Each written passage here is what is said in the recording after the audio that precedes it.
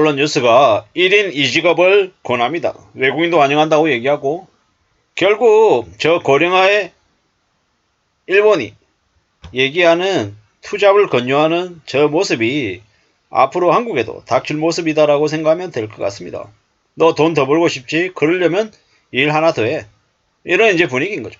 인력이 부족한 이제 일본 사회에서 벌어지고 있는 일들인 건데, 결국 한국에도 마찬가지다라는 겁니다. 그리고 한국은 지금 현재 외국인 노동자를 어떤 식으로든 더 이제 수입해가지고 저임금 착취하는 노동시장을 유지하려고 수작을 부립니다. 근데 어떻게 해야 됩니까? 보통 사람들, 서민들이 어떤 식으로든 저런 분위기를 막아내야 된다라고 생각합니다. 외국인들이 계속 한국에 몰려들면 어떻게 됩니까? 치안이 개판됩니다. 치안이 엉망되고요. 그네들이 우리 사회를 혼탁하게 만든다라고 봐야 됩니다. 그리고 그네들이 일으키는 각종 마약이나 각종 크고 작은 문제들이 우리의 삶을 불안하게 합니다. 그네들은 잠시 스쳤다 지나가는 곳인데 여기에 무슨 애착을 가지고 살겠습니까? 대부분의 경우는 지역사회에 좀 문제를 일으킬 가능성이 크다라고 저는 봅니다. 그리고 한국 사람들끼리 이렇게 잘 지내야 되고, 인력이 줄어들면 그만큼 이제 노동자들이 저 대접받는 이제 그런 사회가 이제 돼야죠. 무슨 놈의 조선소에서 10년, 15년, 20년 이래도 최저임금보다 조금 더 받는 월급, 그게 말이 되냐라고요. 똑같은 현장에서 일을 하지만 누구는 정규직, 누구는 비정규직, 파견직, 급여가 엄청나게 차이 나는 이 말도 안 되는 짓거리들이 이미 벌어지고 있는데, 그걸 가지고 뭐라고 얘기합니까? 얘기하면 빨갱이다 그러고 씁쓸한 얘기죠. 대기업 재벌들, 족벌가들은 더 많이 헤쳐먹고 서민들에게, 보통 사람들에게 더 많은 희생을 강요합니다. 이게 뭔가 싶은 거죠.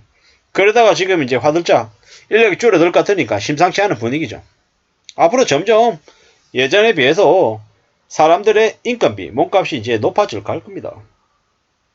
기득권들은 이민을 활성화시키고 외국인 노동자를 계속 유입시켜서 이렇게 임금을 올리지 않는 분위기로 가려고 할 텐데, 뭐 두고 봐야죠. 앞으로 어떻게 될지. 1인 2직업을 해라. 뭐 다직업 사회에 도래했다 라는데, 이게 일본만의 모습이 아니다라는 거죠. 인력 부족 국가다. 여성이나 고령자 취업 증가만으로는 부족하다. 이렇게 얘기하는데, 이제 일본이라고 하는 나라가 어떻습니까?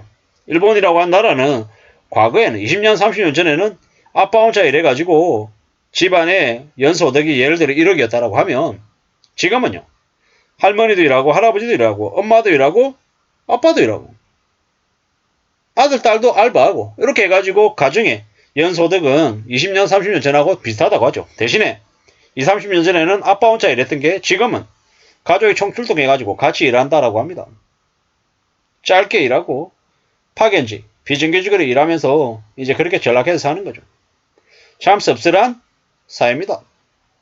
누구나 다 노동을 하는 게 당연하고 숭고하다라고 합니다. 한데 가족 구성원 모두가 다 저렇게 내몰려서 일하는 건 좋은 모습은 아니죠. 대한민국의 기득권에 속하지 못하는 이들 격차가 너무 크죠. 정규직과 비정규직의 격차도 많이 나오고요. 이러한 현상들, 사항들을 좀 잘 살펴볼 필요가 있습니다.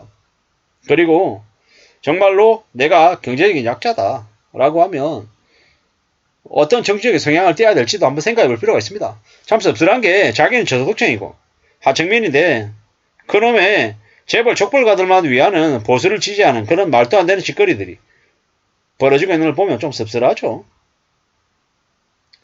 자기네들을 위하는 이들이 누군지를 좀 잘 생각해 볼 필요가 있습니다.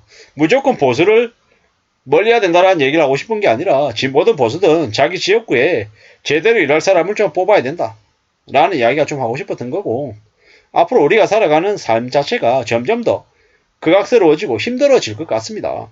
그에 대한 대비도 좀 필요하다라는 것. 그러려면 어떻게 해야 되겠냐? 결국 돌고 돌아서 경제적인 안정을 갖춰놓을 필요가 있다는 거죠. 경제적으로 휘둘리지 않게끔 삶을 좀 잘 살아낼 필요가 있다는 이야기가 이제 나오는 겁니다. 우리가 살아가는 삶이 참 힘들다라는 거. 뭐 장기 저성장의 일본이 이제 활력을 되찾기 위해서 가장 이제 주안점을 두고 있는 게 노동인력 수급이라고 하는데, 우리는 이제 저는 일본을 보면서 대비를 해야 되는데, 그런 대비가 제대로 안 되고 있는 것 같죠. 일본은 이미 만 65세가 아니라, 뭐, 아예 정년 자체를 없애려고 하고, 인건비를 좀 더 채워주려고 애쓰고 막 이러죠. 근데, 한국은요, 그런 거에 대한 관심이 없다라는 겁니다. 미래에 대한 대비가 안 되고 있다라고 봐야죠. 왜 안 되겠습니까? 왜? 지금의 정치권에 있는 다선 의원들, 이미 자기 자리를 국권이 차지하고 있고, 또 애먹고 하다 보니까 절박함도 없고, 이 사회를 변신시켜야 되는, 개선시켜야 된다라고 하는 그런 각오 같은 것도 없는 거예요. 뭐 그러다 보니까 저 모양 저 꼴인 거죠. 어쩌면 우리가 저런 사항들을 방치했다라고도 봐야 되는 거죠. 씁쓸한 얘기입니다. 앞으로 우리는 어떤 삶을 살게 될까? 어떻게 또 지내야 될까? 고민을 많이 해야 됩니다. 그래야 될 것 같습니다. 참 많은 생각들이 들죠. 이래저래 삶이 힘들다라는 거, 어렵다라는 거 명심해야 됩니다. 뭐 노동한다라는 게 얼마나 힘든 건데 정신 바짝 차려야죠. 여기 보십시오. 뭐 이민 문턱을 낮췄다. 외국인 노동자를 적극적으로 수용한다. 이렇게 얘기하면서 뉴스에서 뭘 얘기합니까? 한국에서도 외국인 노동자 적극적으로 수용해야 돼. 이런 개소리들을 하려고 이런 뉴스를 내놓는 것 같습니다. 경제 선순환을 끌어내기 위해서 외국인들이 지역에 녹아들 수 있는 환경을 조성해야 된다고요? 개소리 하지 말라 그러십시오. 기업들이 재벌가들이 가져가고 있는 돈을 줄이고 노동자들에게 임금을 제대로 주고 좀 좋게 만들어야 된다는 겁니다. 그래야 사람들이 열심히 성실하게 일하지 않겠습니까? 동기부여도 하면서 말이죠. 안 그래 버리면 그냥 이제 인생 엉망되는 겁니다. 잘 따져보고 잘 생각하고 지내야 됩니다. 사는 게 얼마나 어려운데. 그리고 뭐 1인 뭐 2직업 이런 얘기하는데 그런 거 하기에 앞서서 좀 사람 귀중한 줄 알고 사람들에 대한 좀 가스라이팅이나 괴롭힘이나 직장 내 괴롭힘 이런 거 있잖아요. 그런 거 좀 줄이려고 애쓰는 게 좀 더 현실적일 것 같습니다. 참 이런 생각 저런 생각 별 생각이 다 드는데요. 우리가 살아가는 삶이 얼마나 힘든데 얼마나 어려운데 좀 잘 생각하면서 살아가야 될 것 같습니다. 특히나 개개인들은 함부로 비치지 않아야 되고 삶을 지켜내기 위해서 경제적인 부분들을 좀 더 잘 관리할 필요가 있겠다. 그래야 노동시장에서 임금비 경쟁하는 그런 씁쓸한 일을 안 벌리지 않을까라는 생각을 해봤습니다.